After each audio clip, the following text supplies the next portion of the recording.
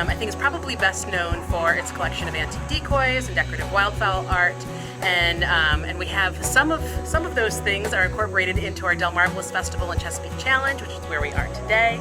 But this festival really even expands beyond that to embrace a variety of cultural traditions and cultures of the Eastern Shore and really of Delmarva. So it's the Delmarvalous Festival.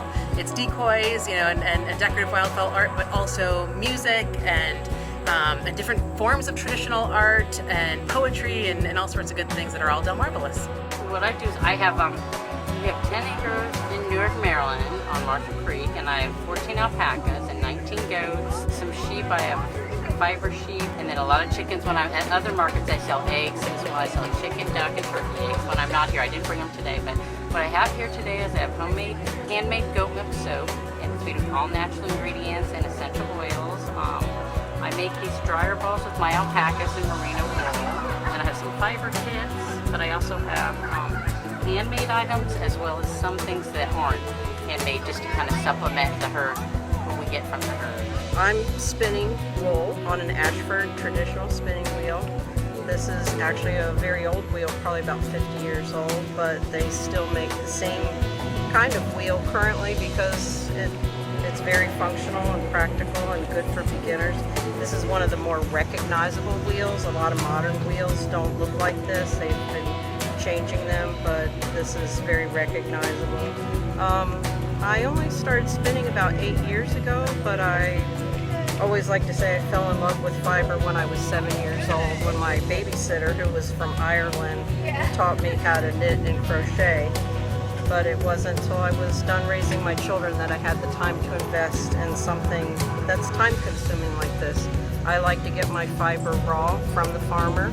I process it from the dirty raw wool, wash it myself and card it and spin it. This is carded wool. This is local. Actually, this is from Hurlock, from a farm there in Maryland. And then someone can buy this and dye it the color they want. But mostly I just do it in my free time, and I knit and crochet some, but I spin more now. This is actually what I like to do. I am the marketing manager for Baywater Farms and Baywater Trading Company. Baywater Trading Company is our new retail location on Route 50 in Hebron, and Baywater Farms is our mother farm that we grow all the produce on. Baywater Farms started back in 2011. We started as just a hydroponic greenhouse for lettuce and microgreens, and we've slowly grown over the past 10 years now. We do obviously all the hydroponic lettuce, and we do field crops as well. So we'll do peppers, tomatoes, cabbage, and carrots, and all sorts of squash all throughout the year. The nice thing is our hydroponic greenhouse is 12 months out of the year, so we grow lettuce year round. And then we also have mini greenhouses that we grow the field produce in as well, so we always have fresh produce year round. The farm was actually originally started back in 1860, so we're a 6th generation family. It's the Holloway family that has kept the farm going over the years.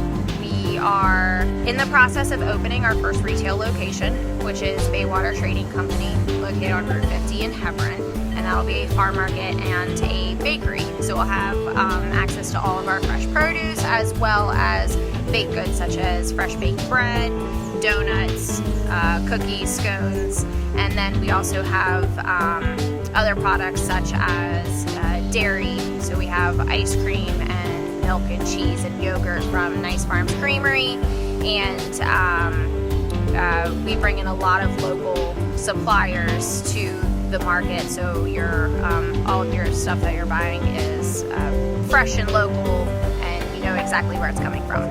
So we do heirloom cherry tomatoes as well as heirloom beefsteak tomatoes, so ones that are incredibly large and they can be up to 5 pounds. So the heirlooms are typically when you go to a grocery store, all tomatoes are red and perfectly circular. Our heirlooms are different shapes, different sizes, different colors, and just have a lot more flavor to them. And it's an it comes from an original seed that hasn't been modified, so it's not genetically modified. It's, you know, 100-year-old heirloom seed that we use for our tomatoes. And then the peppers, what a lot of people don't realize is there is a male and a female pepper. And so you can tell because the male has 3 little points on the bottom, and then the female has 4 little points on the bottom. And the females can sometimes be a little sweeter than the males, and there is there's definitely a different taste between the two. Obviously, once you start cooking, you start sauteing, you can't really tell the difference, but if you like the raw vegetables like I do, you can definitely tell the difference between them.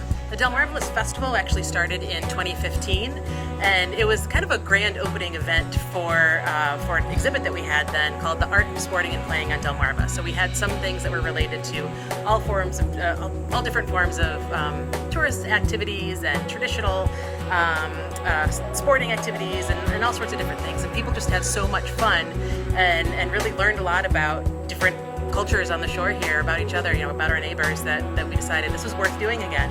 But we brought it back by popular demand. People just really, I think, enjoyed this celebration of Eastern Shore heritage, and I don't know, it's just a lot of fun, and it's a great way to, I think, expose folks to the War Museum who maybe haven't been here before, and we're excited to have it and to welcome folks.